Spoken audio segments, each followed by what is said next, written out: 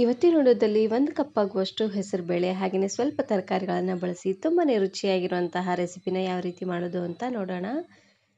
ಇದನ್ನು ನೀವು ಬೆಳಗಿನ ತಿಂಡಿಗಾದರೂ ಮಾಡ್ಕೊಳ್ಬೋದು, ಇಲ್ಲಾಂದರೆ ಮಧ್ಯಾಹ್ನ ಊಟ ರಾತ್ರಿ ಊಟಕ್ಕಾದರೂ ಮಾಡ್ಕೊಳ್ಬೋದು. ತುಂಬಾನೇ ಚೆನ್ನಾಗಿರುತ್ತೆ. ಹಾಗಾದರೆ ಬನ್ನಿ ತಡ ಮಾಡದೆ ರೆಸಿಪಿನ ಶುರು ಮಾಡೋಣ. ಇದನ್ನು ಮಾಡಲಿಕ್ಕೆ ಮೊದಲು ನಾನಿಲ್ಲಿ ಒಂದು ಪಾತ್ರೆಗೆ ಸ್ವಲ್ಪ ಎಣ್ಣೆನ ಹಾಕ್ಕೊಳ್ತಾ ಇದ್ದೀನಿ. 5 ರಿಂದ 6 ಚಮಚ ಆಗುವಷ್ಟು ಎಣ್ಣೆ, ಅರ್ಧ ಚಮಚ ಆಗುವಷ್ಟು ಜೀರಿಗೆನ ಹಾಕ್ಕೊಳ್ತಾ ಇದ್ದೀನಿ. ನೋಡಿ, ಜೀರಿಗೆ ಎಲ್ಲ ಈ ರೀತಿಯಾಗಿ ಸಿಡಿದಾದ್ಮೇಲೆ ಇವಾಗ ನಾನಿಲ್ಲಿ 1 ಎಸಳು ಆಗುವಷ್ಟು ಕರಿಬೇವು ಸೊಪ್ಪನ್ನು ಹಾಕ್ಕೊಳ್ತಾ ಇದ್ದೀನಿ. ಹಾಗೆಯೇ ಇದ್ರ ಜೊತೆಗೆ ಸ್ವಲ್ಪ ತರಕಾರಿಗಳನ್ನು ಹಾಕ್ಕೊಳ್ತಾ ಇದ್ದೀನಿ. ಈರುಳ್ಳಿ, ಕ್ಯಾರೆಟು, ಬೀನ್ಸು ಹಾಗೆಯೇ ಹಸಿ ಬಟಾಣಿನ ಹಾಕ್ಕೊಳ್ತಾ ಇದ್ದೀನಿ. ನಿಮ್ಮ ಮನೇಲಿ ಯಾವುದಾದ್ರೂ ಸ್ವಲ್ಪ ತರಕಾರಿಗಳು ಇದ್ದರೆ ಅದನ್ನು ಸಹ ನೀವು ಇಲ್ಲಿ ಹಾಕ್ಕೊಳ್ಬೋದು. ನೋಡಿ, ಎಲ್ಲ ತರಕಾರಿಗಳನ್ನು ಹಾಕಿದಾದ್ಮೇಲೆ ಚೆನ್ನಾಗಿ ರೀತಿಯಾಗಿ ಮಿಕ್ಸ್ ಮಾಡಿಕೊಂಡು ಲಾಸ್ಟಲ್ಲಿ ಇದ್ರ ಜೊತೆಗೇ ಉದ್ದವಾಗಿ ಕಟ್ ಮಾಡಿರುವಂತಹ ಬದನೆಕಾಯಿ ಹಾಗೆಯೇ ಸಿಪ್ಪೆ ತೆಗೆದಿರುವಂತಹ ಆಲೂಗಡ್ಡೆನ ಈ ರೀತಿಯಾಗಿ ಸಣ್ಣದಾಗಿ ಕಟ್ ಮಾಡಿ ಹಾಕ್ಕೊಳ್ತಾ ಇದ್ದೀನಿ. ಬದನೆಕಾಯಿ ಆಪ್ಷನಲ್ಲು, ಬೇಕಿದ್ದರೆ ಹಾಕ್ಕೊಳ್ಬೋದು, ಇಲ್ಲದಿದ್ರೂ ನಡೆಯುತ್ತೆ.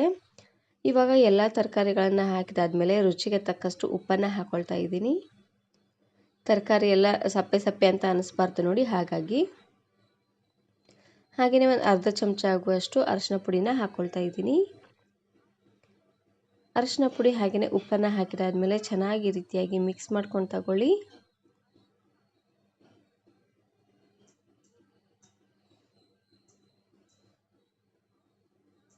ನಾನು ಇದೇ ರೀತಿ ಬಹಳಷ್ಟು ವೆರೈಟಿ ಆಗಿರುವಂತಹ ಬ್ರೇಕ್ಫಾಸ್ಟ್ ರೆಸಿಪೀಸ್ನ ಅಪ್ಲೋಡ್ ಮಾಡಿದ್ದೀನಿ. ವಿಡಿಯೋ ನೋಡಿಲ್ಲ ಅಂದರೆ ಈ ವಿಡಿಯೋ ಕೊನೆಯಲ್ಲಿ ಹಾಕಿರ್ತೀನಿ, ನೋಡಿ ಚೆಕ್ ಮಾಡಿ. ಇವಾಗ ಮೇಲ್ಗಡೆ ಮುಚ್ಚಳನ ಮುಚ್ಚಿ ಉರಿನ ಪೂರ್ತಿಯಾಗಿ ಲೋ ಫ್ಲೇಮ್ನಲ್ಲೇ ಇಟ್ಟು ಒಂದು 2 ನಿಮಿಷವರೆಗೂ ಚೆನ್ನಾಗಿ ಇದನ್ನು ಬೇಯಿಸ್ಕೊಳ್ಬೇಕು. ಇವಾಗ ನಾನಿಲ್ಲಿ ಒಂದು ಬೌಲ್ಗೆ 1 ಕಪ್ ಆಗುವಷ್ಟು ಹೆಸರುಬೇಳೆನ ಹಾಕ್ಕೊಳ್ತಾ ಇದ್ದೀನಿ.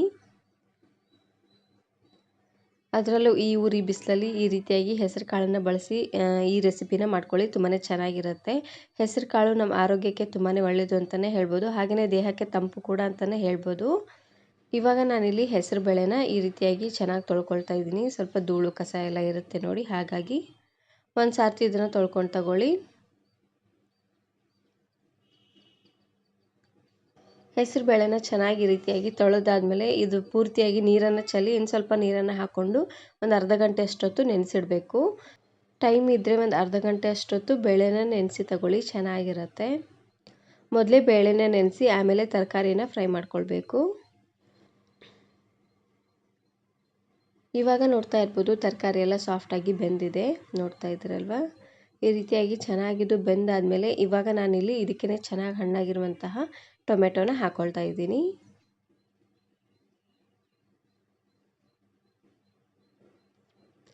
ಬೇಕು ಅಂದರೆ ಇದರಲ್ಲೇ ಮೆಂತ್ಯ ಸೊಪ್ಪನ್ನು ಸಹ ನೀವು ಇಲ್ಲಿ ಸಣ್ಣದಾಗಿ ಕಟ್ ಮಾಡಿ ಹಾಕ್ಕೊಳ್ಬೋದು. ನೋಡಿ, ಚೆನ್ನಾಗಿ ಹಣ್ಣಾಗಿರುವಂತಹ ಟೊಮೆಟೊನ ಹಾಕಿದಾದ್ಮೇಲೆ ಇವಾಗ ನಾನಿಲ್ಲಿ 1 ಚಮಚ ಆಗುವಷ್ಟು ಅಚ್ಚ ಖಾರದ ಪುಡಿನ ಹಾಕ್ಕೊಳ್ತಾ ಇದ್ದೀನಿ. ನಿಮಗೆ ಖಾರಕ್ಕೆ ಎಷ್ಟು ಖಾರ ಬೇಕೋ ಅಷ್ಟು ಖಾರ ನೀವು ಇಲ್ಲೇ ಹಾಕ್ಕೊಳ್ಬೋದು. ಹಾಗೆಯೇ 1 ಚಮಚ ಆಗುವಷ್ಟು ಪಾವ್ ಭಾಜಿ ಮಸಾಲ, ಈ ರೆಸಿಪಿಗೆ ಮೇನ್ ಇಂಗ್ರೀಡಿಯೆಂಟ್ಸ್ ಅಂತಲೇ ಹೇಳ್ಬೋದು. ಈ ಮಸಾಲೆನ ಹಾಕ್ಕೊಳ್ಳಿ, ರುಚಿ ಅಂತೂ ತುಂಬಾ ಚೆನ್ನಾಗಿ ಬರುತ್ತೆ. ನೋಡಿ, ಖಾರ ಪುಡಿ ಹಾಗೆಯೇ ಮಸಾಲೆನ ಹಾಕಿದಾದ್ಮೇಲೆ ಒಂದು ಸಾರ್ತಿ ಈ ರೀತಿಯಾಗಿ ಚೆನ್ನಾಗಿ ಇದನ್ನು ಮಿಕ್ಸ್ ಮಾಡಿಕೊಂಡು ಉರಿನ ಪೂರ್ತಿಯಾಗಿ ಲೋ ಫ್ಲೇಮ್ನಲ್ಲೇ ಇಟ್ಟು ಸ್ವಲ್ಪ ಹೊತ್ತು ಬೇಯಿಸ್ಕೊಳ್ಬೇಕು.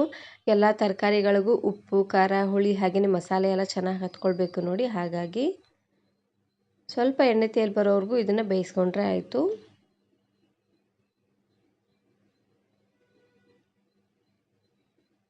ನೋಡಿ, ಈ ರೀತಿಯಾಗಿ ಚೆನ್ನಾಗಿದ್ದು ಎಣ್ಣೆ ತೇಲ್ ಬರೋವರೆಗೂ ಬೇಯಿಸ್ಕೊಂಡ್ರೆ ಆಯಿತು. ಇವಾಗ ನಾನಿಲ್ಲಿ ಆವಾಗಲೇ ನೆನೆಸಿಟ್ಟಿರುವಂತಹ ಹೆಸರುಬೇಳೆನ ಹಾಕ್ಕೊಳ್ತಾ ಇದ್ದೀನಿ. ಹಾಗೆಯೇ ಇದ್ರ ಜೊತೆಗೆ 1 ಕಪ್ ಆಗುವಷ್ಟು ಅಕ್ಕಿನ ಒಂದು ಅರ್ಧ ಗಂಟೆ ಅಷ್ಟೊತ್ತು ನೆನೆಸಿಟ್ಟಿದ್ದೆ. ಹೆಸರುಬೇಳೆ ಹಾಗೆಯೇ ಅಕ್ಕಿ ಎರಡನ್ನೂ ಒಂದೇ ಕಪ್ಪಲ್ಲಿ ಅಳತೆ ಮಾಡ್ಕೊಂಡು ತಗೊಳ್ಳಿ. ಅಕ್ಕಿ ಹಾಗೆಯೇ ಹೆಸರುಬೇಳೆನ ಹಾಕಿದಾದ್ಮೇಲೆ ಒಂದು ಸಾರ್ತಿ ಈ ರೀತಿಯಾಗಿ ಚೆನ್ನಾಗಿ ಇದನ್ನು ಮಿಕ್ಸ್ ಮಾಡ್ಕೊಂಡು ತಗೊಳ್ಳಿ. ಅಕ್ಕಿ ಹಾಗೆಯೇ ಹೆಸರುಬೇಳೆನ ಹಾಕಿದಾದ್ಮೇಲೆ ಒಂದು ಸಾರ್ತಿ ಈ ರೀತಿಯಾಗಿ ಚೆನ್ನಾಗಿ ಇದನ್ನು ಮಿಕ್ಸ್ ಮಾಡಿಕೊಂಡು ನಾವು ಯಾವ ಕಪ್ಪಲ್ಲಿ ಅಕ್ಕಿ ಹಾಗೆಯೇ ಹೆಸರುಬೇಳೆನ ತೊಗೊಂಡಿದ್ವಿ ನೋಡಿ, ಅದೇ ಕಪ್ಪಲ್ಲಿ ಒಂದು 7 ರಿಂದ 8 ಕಪ್ ಆಗುವಷ್ಟು ನೀರನ್ನು ಹಾಕ್ಕೊಳ್ಳಿ.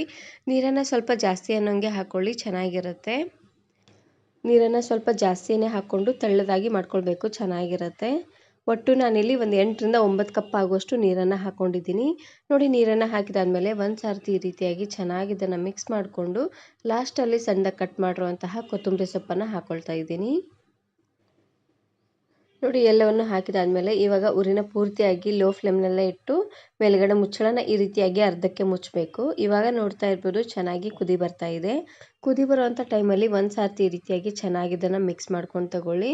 ಅಕ್ಕಿ ಹಾಗೆಯೇ ತರಕಾರಿ ಎಲ್ಲ ಕೆಳಗಡೆ ಹೋಗಿ ಕುತ್ಕೊಂಡ್ಬಿಟ್ಟಿರುತ್ತೆ. ಇವಾಗ ನೋಡ್ತಾ ಇರ್ಬೋದು ಕಿಚಡಿ ರೆಡಿಯಾಗಿದೆ, ನೋಡ್ತಾ ಇದ್ದೀರಲ್ವ. ಸ್ವಲ್ಪ ಇದು ತೆಳ್ಳದಾಗಿದ್ರೇ ಚೆನ್ನಾಗಿರುತ್ತೆ. ಹಾಗಾಗಿ ನೀರನ್ನು ಸ್ವಲ್ಪ ಜಾಸ್ತಿ ಅನ್ನೋಂಗೆ ಹಾಕ್ಕೊಂಡು ಬೇಯಿಸ್ಕೊಳ್ಳಿ.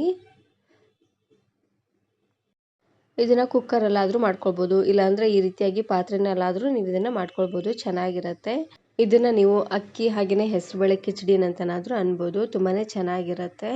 ಆದಷ್ಟು ಈ ರೀತಿಯಾಗಿ ಎಲ್ಲ ತರಕಾರಿಗಳನ್ನು ಹಾಕಿ ಈ ರೀತಿಯಾಗಿ ಕಿಚಡಿನ ಮಾಡ್ಕೊಳ್ಳಿ, ತುಂಬಾ ಚೆನ್ನಾಗಿರುತ್ತೆ ಅಂತಲೇ ಹೇಳ್ಬೋದು.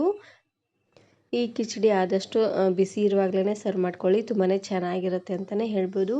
ಈ ವಿಡಿಯೋ ಇಷ್ಟ ಆದರೆ ಈಗಲೇ ಒಂದು ಲೈಕ್ ಬಟನನ್ನು ಕ್ಲಿಕ್ ಮಾಡಿ, ಫ್ರೆಂಡ್ಸ್ ಆ್ಯಂಡ್ ಫ್ಯಾಮಿಲಿ ಜೊತೆಗೆ ಶೇರ್ ಮಾಡಿ. Thank you. Thanks for watching.